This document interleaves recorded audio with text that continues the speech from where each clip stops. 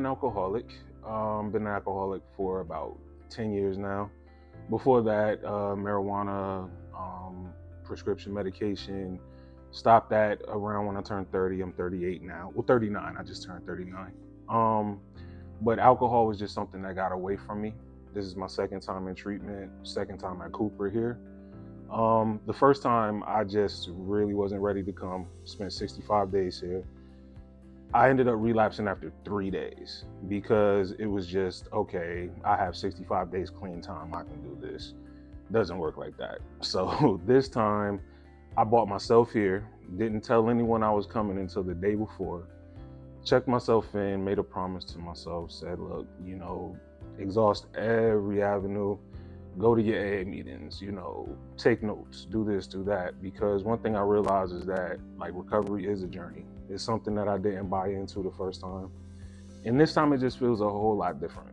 I know once I get out of here, it's gonna be years and years and years. I have a disease, so it's something that can't be cured, but it can be worked on, managed. So once I get out, I'm taking these opportunities to do IOP, AA meetings, the smart recovery thing I've been researching. It's an excellent program. So just exhaust everything. But yeah, how I got here is, every single addict and alcoholics, pretty much deal. You overindulge, addictive personality, all that stuff wrapped into a ball. So yeah.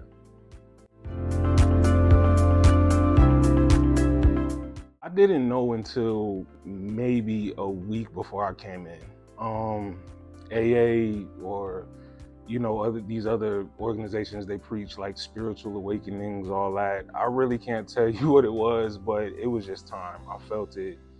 I don't know if I was just noticing things or things were happening to me, but I just knew that it was time. If I didn't do it now, my life would have been, it was kind of like that breaking point. It was either you go this way or you go that way, that fork in the road. So I just chose to come in because I really didn't have a choice. I'm about to be 40 next year. I have to, get it together. It's not a game anymore. So I just knew I had to come in. I was seeing too many things that were wrong, and I was seeing things that I'm doing right, and I just wanted to focus on that. Family, friends, everything. So.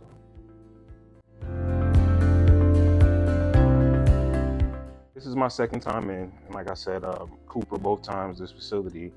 A lot of the old faces were here, and the last time I was here, I this might sound funny, but I had a ball. It was my first time in rehab ever, and I came in here, I was nervous. I didn't know what to expect. I didn't know what to expect from the patients, the counselors, higher ups, and none of that. And they just made me feel comfortable. My peers, my residents, they made me feel comfortable. From my first time here, we still stay in contact to this day. And also Tina, we stayed in contact, every now and again, we would speak. And when I figured out that I was coming back, she was actually the first person that I got in touch with. And then I called the hotline, and then I was like, okay, they can, I believe it was either Friday or Saturday. And they had a bed ready for me on Monday. So I knew what to expect when I came back. Some of the faces have changed, but the attitude, the atmosphere is still the same. And the people who really made an impact on me the first time are still here, so that's important. Well, Tina for one. Brandy was here last time. Nicole, Aaron is still here. Portia, who else is still here? That's really about it. But when I was here the first time, I had many interactions with them, and when I got here, most of them knew exactly who I was, probably because they seen the paperwork or whatever, but it was just hey, how you doing? And the ones who couldn't, you look familiar. Oh yes, and Chef Steve, man, he's great. He knew who I was as soon as I came up in the line, and he was like, I remember you. I'm like, yeah. So, it was just, as soon as I came in this time, I had no worries, no fears. I had my own way that I was gonna handle it already set in motion. And 30 some odd days later now, I haven't veered away. I'm going to every AA meeting, every class, taking it in, taking notes, putting these tools in the toolbox, as they like to say. And it sounds corny, but it works. I see the difference with, my conversations with my family, my friends. I just had my first off-site visit last week, and I had a little craving because it was something that triggered me that was like really frivolous. I was just sitting in my sister's passenger seat, and when my sister is the one who dropped me off, and I had drank that day, and all it brought me back to was taking the trip up here in the passenger seat, which I never do. So I'm sitting in the passenger seat, I'm drunk, then I come here, and the next time I leave, I'm in the passenger seat sober. So it was a little trigger. And the first thing I did was talk to my sister about it. I admitted, like, yo, this is what I'm feeling. It might sound weird to you, but, and she's like, nope, this is what we got to do. That's what the family sessions are for, because you can feel safe with telling them, how you're doing, what you're feeling. Your counselor's right there with you the whole time. So you kind of have that, okay, at least somebody's going to understand me. So let's see if they do. And, my family and friends are very understanding. There's drug and alcohol abuse through my family, not my immediate, but just family in general. And a lot of them went to treatment. I have a cousin who's coming up on 500 days. And when I get out of here, the first thing I'm gonna do is go to her, what do you call it? The AA, the home house. Yeah, I'm gonna go to hers and, and see what it's about. I'm still on the fence with AA, but I'm gradually making my way there. I just got my first big book yesterday. Tommy, the counselor. I actually checked out the big book yesterday, and I started reading it, and it was nothing like I expected it to be. And I wanted to highlight so bad, but I'm like, okay, hold up. You check this book out. So I went on Amazon and I asked Tommy, I was like, what's the difference between the 5th and the 4th edition? He was like, well, nothing really. And I was like, okay, well, I'm about to buy one now because I don't want to mark up this book or mess it up. He was like, no. He was like, I have a few in my office. I'll give you one. So I went to the office. Tommy gave me a big book. I got a highlighter from Tina, and I started reading it yesterday, and I already started my highlighting and everything. So, it's just a beautiful thing, man, to just have that confidence, and it's a different experience this time. And that's thanks to them,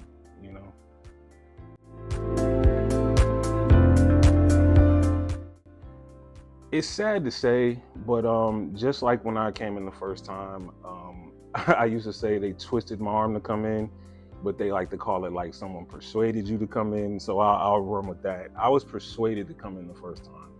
I wasn't ready. And even though I took things in, I didn't digest what I learned. I went to every single class my first time, same as this time, but I wasn't digesting anything. I'd read it, I'd save a few pamphlets, but I wasn't ready. And that showed. As soon as I got out, I just was bombarded with the outside world, because this is your bubble. So you have to at least want to change. You don't necessarily know where you want to be or go, but you have to know that this isn't gonna end well for you. Whether that's, in a comatose state, or, me, I was diagnosed with diabetes too, like 4 or 5 months before I came in the first time. And that was all because of drinking. And it still didn't stop me. But people around me were seeing how my behavior changed, how my physical appearance and physical health had changed. So they convinced me to come in, but it wasn't enough. This time, in the 2 years that I was here, I came in 2022. I've had a stroke scare. I've been on stroke protocol. Amongst other minor health issues caused by the alcohol. A month before I came in this time, I battled a bout of pancreatitis. I was in the hospital for 6 days. Still didn't stop me from drinking. And it was just something about that last week. Every sign, everything I seen was just telling me, listen, this isn't gonna end well. So I knew what I had to do. And I had enough forethought to be like, okay, this is not going to end well for you. I've never had a DUI in my life, never been in trouble with the law, but you try to say to yourself, okay, I'll never drink and drive, I'll never do this, but you're gonna end up doing it. So I just had to take all that into consideration, and I just made the decision to come in because I knew it wasn't gonna end well. So somebody who is on the fence with coming to rehab, I would just say give it a try and make a goal, set goals for yourself and try to reach them. Because if you come out and you spend 30 days, 45 days, whatever, if you know that you didn't give it your all and you relapse, you don't have really anything like, okay, well, I knew I didn't take it serious, so that's why I relapsed. But if you know you gave it your all and you relapsed, you know, okay, if I go next time or looking forward, I can tweak something up because I gave it my all. And I did it. And I'm super confident when I leave this time, I'll never do that. Because it's just, once you get it in your mind that you're gonna make a change for yourself, because you can't do it for anyone else. You have to make it for yourself. So just at least know that you want to be better. And then you come in, see how it goes, and then you go from there. It's literally one day at a time. Like it really is. And everything is so cliche, but it's the truth. Like everything. So yeah.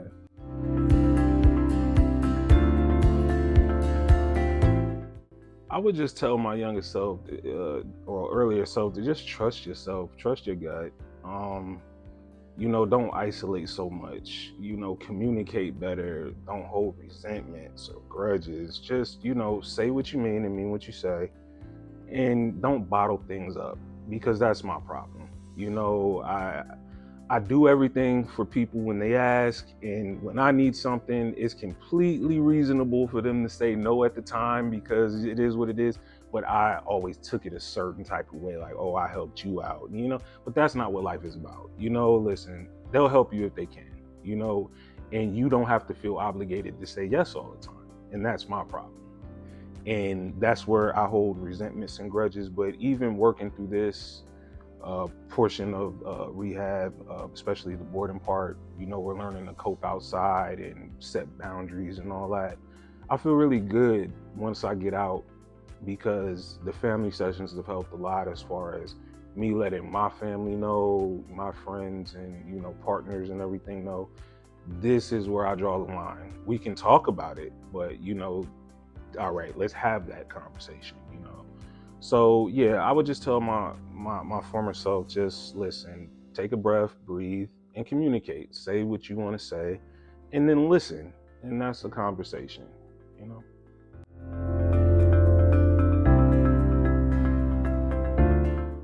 I would have to say my mother and my grandfather. My grandfather just passed away January 30th. And when he had passed, I was 29 days sober. I stopped drinking after New Year's. And when he passed, that's when I picked it back up. And that's what got me here. I was drinking from then to now, well, before I came in. And when I was drinking, I was just thinking, he'd be so disappointed because he knew that I was doing better, So he's a big reason and inspiration. And my mom is just awesome. She understands me because we're the same, and she's going through her thing now in part because of me, but there's other issues as well. But she's strong, and she was never afraid to tell me no when I needed it. I can finesse my father. I can finesse anybody, but my mom, nope. So yeah, she's definitely like one of my biggest inspirations, and my grandfather as well.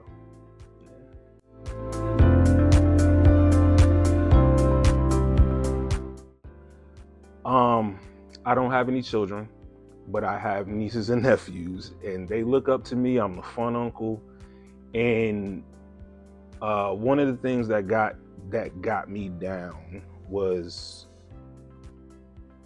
I couldn't take them places, because I would always just pop up and scoop them up, take them to the movies, take them to the amusement, whatever, get them all hopped up on sugar and then give them back to their parents. Like, yeah, your problem now, and when I came around, that's what they wanted from me. That's what I like giving to them. And, the fact that their mothers and fathers couldn't trust me because they didn't know if I've been drinking, or, you know, if I was even fit to drive because I was drinking last night, you know, that hurt.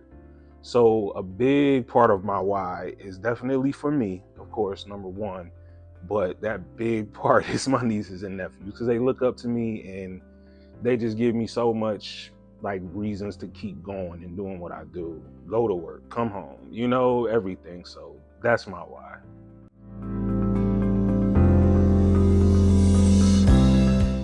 Just everyone here is great. Recovery Village, I can't imagine being anywhere else in recovery because this is the only place I've been, but I just couldn't imagine it. I hear people who come from other facilities who don't have a boarding program, so they do the residential part there, and then they come here.